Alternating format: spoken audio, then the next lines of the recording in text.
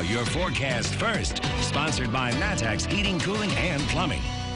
Oh, what an incredible evening here across central Illinois with temperatures that are running into the, lower 70s across the area.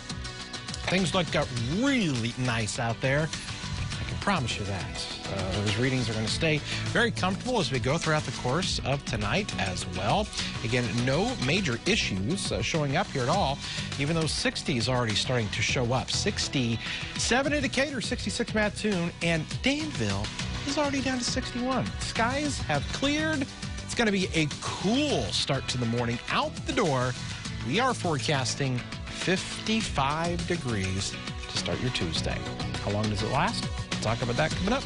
WCIX News starts right now.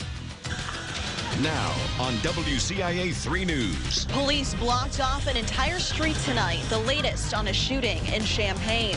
Plus, one town's just spent thousands fixing a road. Now they have to dish out even more. And people will soon be able to use SNAP benefits at fast food restaurants. Why some say this is so important. You're watching your local news leader. This is WCIA 3 News at 9 on X49. Good evening, I'm Jessica Coons. We start in Champaign tonight, where police are looking for a suspect in a shooting. It happened near North James and Eureka. Police are looking for 21-year-old Levante Neal. They say he shot a 35-year-old man during an argument that turned physical. Police say the victim was seriously hurt and taken to the hospital. No word on how he's doing as of tonight. If you have any information on where Neal is, you should contact Champaign Police.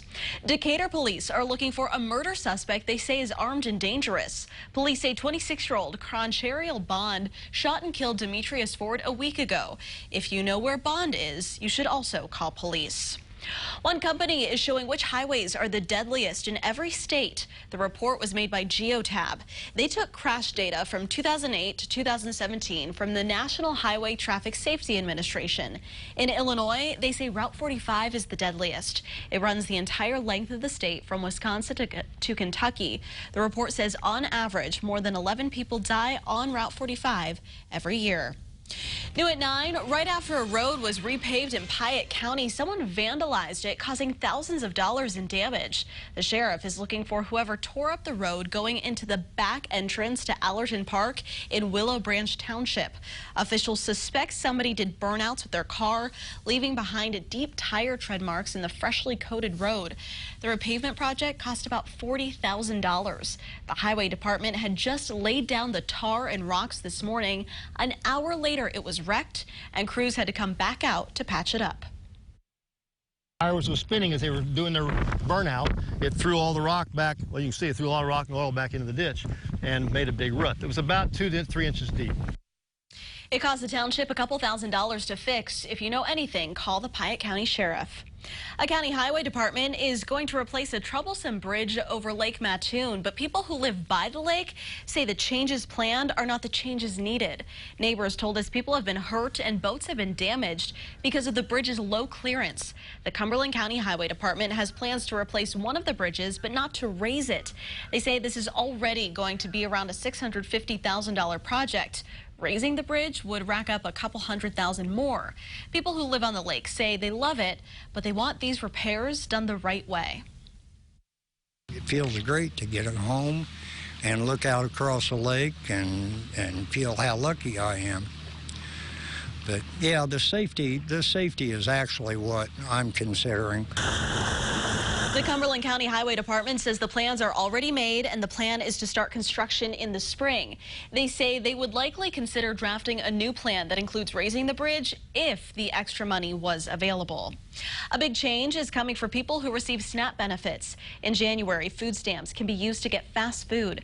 The governor signed the bill into law on Friday. The idea is to help people who have trouble cooking food they purchase. Some in Springfield say this will mean a lot for people who are homeless. That's actually pretty cool, especially for us homeless people, because we don't really get the chance to use, like stoves and microwaves and things all the time, or we get looked down upon if we go into gas stations and use their microwaves and stuff without buying. So it'd be cool to go to like McDonald's for a chance, and just use my link card and be able to buy something. Officials say this law will help more than 400,000 people in Illinois.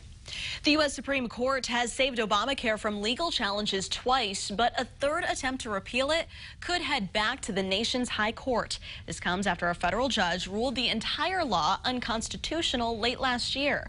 WCIX Capitol Bureau Chief Mark Maxwell live in our Capitol newsroom tonight. Mark, the fate of Obamacare is in the hands of a federal appeals court in New Orleans. Jessica, that's right, and that decision could come down at any time. People are watching this case very closely, including economists who say that this case, if the federal appeals court in New Orleans does decide to uphold it, could lurch the entire U.S. economy, 1/5 of it, and billions of dollars into chaos. Also, that would put enormous pressure on Congress to deliver results. If the Supreme Court upholds that decision later on, it would ultimately eliminate protections for nearly 20 million Americans that are right now insured under Obamacare. That could, of course, upset the entire health care system. The Kaiser Family Foundation estimates that 27% of adults under 65 have pre-existing conditions that could leave them uninsurable. The Republican plan to kill Obamacare died in the U.S. Senate 2 years ago this week. That was when Senator John McCain gave that memorable thumbs down vote. That is the same plan Congressman Rodney Davis still stands behind today.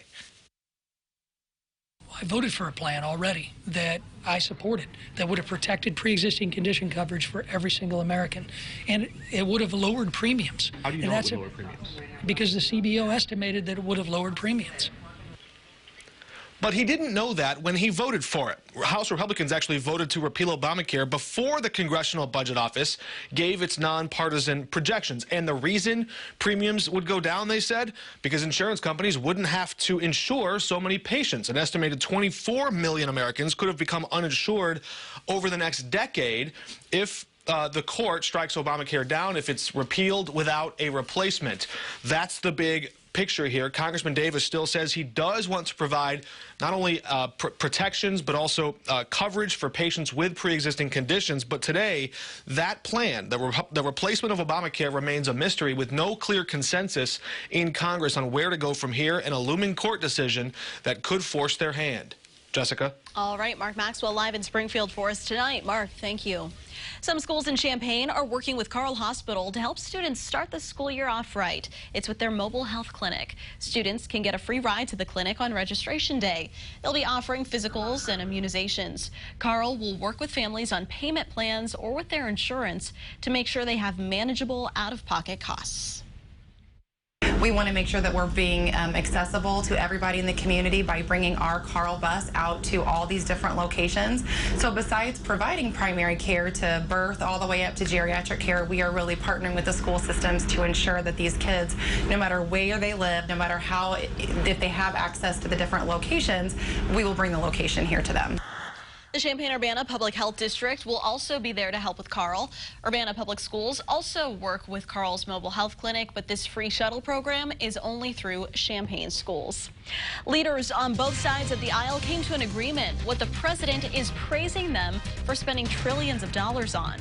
Plus, it's the biggest data breach in history. What Equifax is doing to make it right. And a recap of today is going to show that high temperature finally below normal, 80 degrees. Just felt like an entirely different day out there. Much cooler. Nice week ahead. We'll talk about a slow warming trend that will hit us up here by the end of the week when we come back. Lots of sunshine lately. We're talking about the UV index scale. Which one of these is the highest number on the UV index scale? 5, 7, 10, or 11? Well, the correct answer in your forecast coming up.